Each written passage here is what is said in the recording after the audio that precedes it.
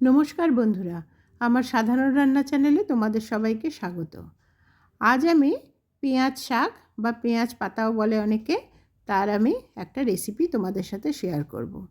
তোমরা কি কেউ কখনো পেঁয়াজ পাতা ডিম দিয়ে রান্না করে দেখেছো? কেমন লাগে? অদ্ভুত সুন্দর লাগে। রুটি দিয়ে, পরোটা দিয়ে, ভাত দিয়ে, যে কোনো কিছু দিয়ে খাও না কেন, এটা কিন্তু খুবই ভালো লাগে। প্রথমে আমি একটা বেগুনের ছোট ছোট করে টুকরো করে নিয়েছি।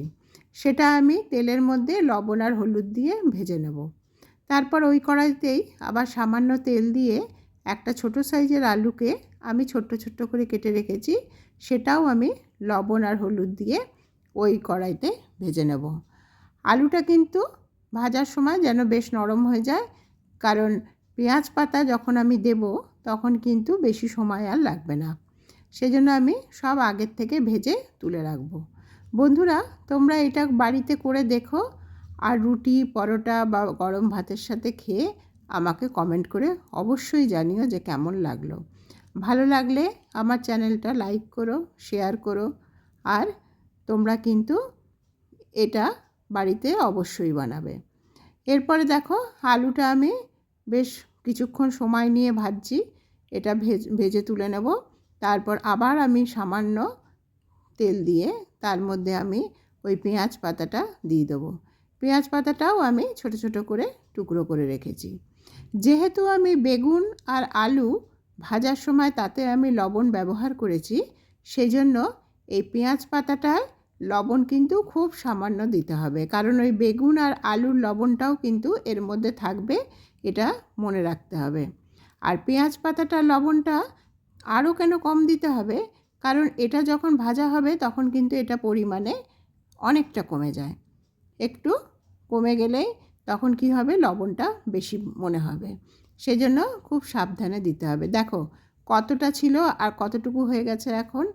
এবারে আমি এর মধ্যে দিয়ে দেবো ওই ভাজা বেগুন আর আলু। সব কিছু খুব ভালোভাবে নাড়িয়ে মিশিয়ে নেব। তারপর উপর থেকে আমি দিয়ে দেবো দুটো কাঁচা লঙ্কা।